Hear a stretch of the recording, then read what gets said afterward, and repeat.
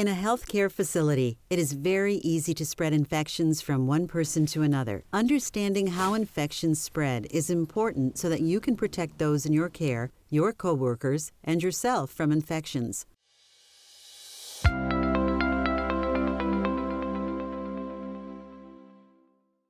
For infections to spread, 6 requirements called the chain of infection must be met. First, in order for an infection to occur, a microbe that is capable of causing disease, called a pathogen, must be present.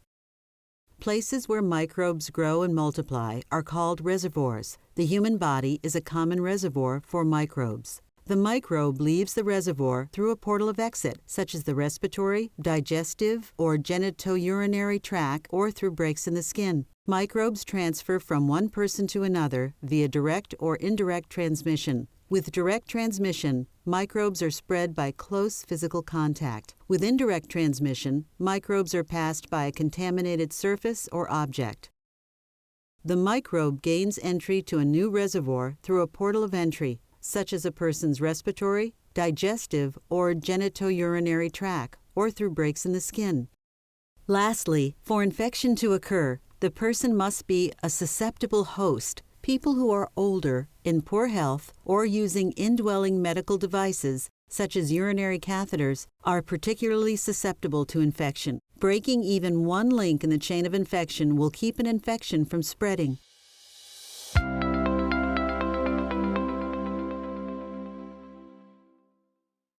Following standard precautions will help you break the chain of infection and protect yourself and others when giving care. Wear disposable gloves whenever you may come in contact with blood or body fluids while giving care or handling soiled items. Washing your hands is the most important thing you can do to control the spread of microbes. Wash your hands thoroughly and immediately if your skin becomes soiled with blood or other body fluids, or if you have handled potentially soiled items. Also, wash your hands after removing gloves and before putting on gloves. If your hands are not visibly soiled with blood or other body fluids, you may use an alcohol-based hand rub to decontaminate your hands. Wear personal protective equipment, PPE, that fits the situation at hand. In situations where your body or face could be splashed by blood or other body fluids, wear a gown, protective eyewear, and a mask. Dispose of sharp objects that may be contaminated by blood or other body fluids in a sharps container.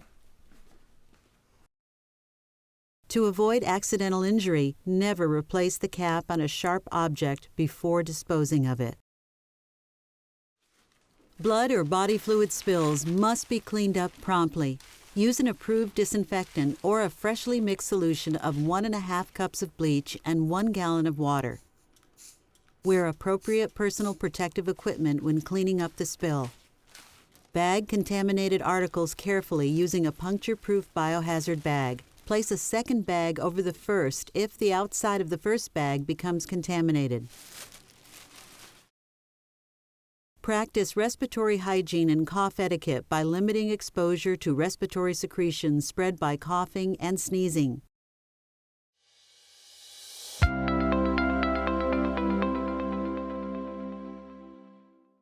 When a person is thought or known to have an infection that can be spread to others, you must take additional measures to control the spread of infection, called transmission-based precautions.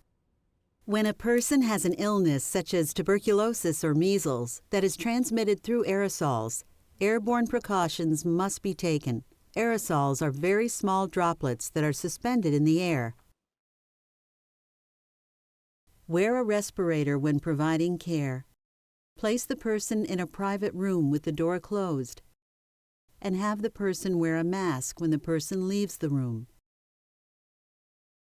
In cases when a person has an illness that is transmitted by large droplets in the air, such as the flu or mumps, wear a surgical mask instead of a respirator. The other droplet precautions are similar to airborne precautions. Contact precautions are used when caring for a person who has an illness spread by direct or indirect contact. Wear a gown and gloves when providing care and disposing of contaminated items.